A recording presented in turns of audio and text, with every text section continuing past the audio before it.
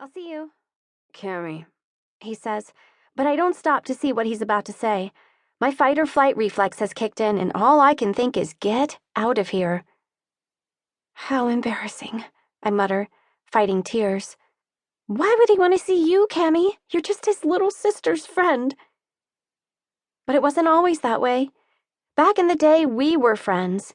He and I always got along well, and I refuse to believe that it was just because of Mia. We had things in common, and we had conversations. And when he left for the Navy, he left a hole in my life that I tried to fill with the mistake of a marriage. I miss him. I've missed him for years. And now he's home, and he doesn't want me? I'll just have to learn to live with that. Besides, it's not like I can claim that I know him well. 10 years away is a long time. He only came home once a year, and after I got married, he stopped contacting me because he said it wasn't appropriate to continue to communicate with a married woman. Divorced or not, why would I think that he'd suddenly be thrilled to see me and swoop me up in a tight hug, then want to share breakfast and conversation? I sigh as I park in my driveway, kill the engine, and finally face the fact that, despite our past, I don't really know Landon anymore. I know the young man who left here long ago, and that's not who he is anymore. I'm not that girl anymore either. I've been carrying a torch all these years for someone who doesn't exist. Stupid, I whisper, and slam my car door shut and climb the steps to my porch, unlock my door, and to my utter shock, see a gray and white streak run between my legs and into my house, then stop at the entrance to my kitchen, turn, and sit on its butt, as if he belongs here. Oh no, you've got to go, I say sternly. Come on.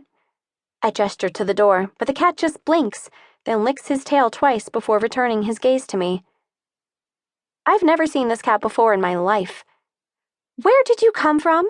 I ask, propping my fists on my hips and giving the cat my best glare. It doesn't seem to bother him. You need to go, I say and march toward him. Scoot! Outside! He simply runs out of my reach into the living room, watching me. Meow. No, you can't stay, I reply as if I'm carrying on a conversation with the feline. Seriously, I don't like cats. Meow. Because they're moody and snobby. I'm really a dog person, I say, trying to reason with him. He flicks his tail and turns away from me. Seriously, I'm not even allowed to have pets here. My landlord doesn't allow it. Great, now I'm lying to the cat. I own this house. It's not you, it's me. I try, but the cat lies down on his back, exposing his belly, and stretches out on my expensive area rug, making himself at home. Meow. You have to go! I clap my hands and move fast, trying to scare him out and through the open front door, but he runs in the opposite direction. Seriously?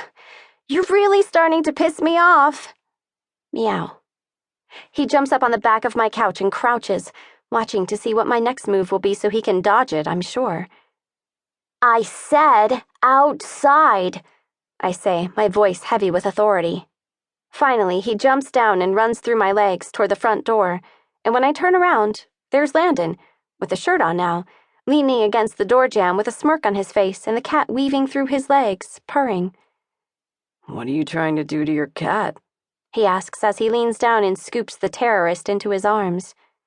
He's not my cat, I reply and blow out a gusty sigh.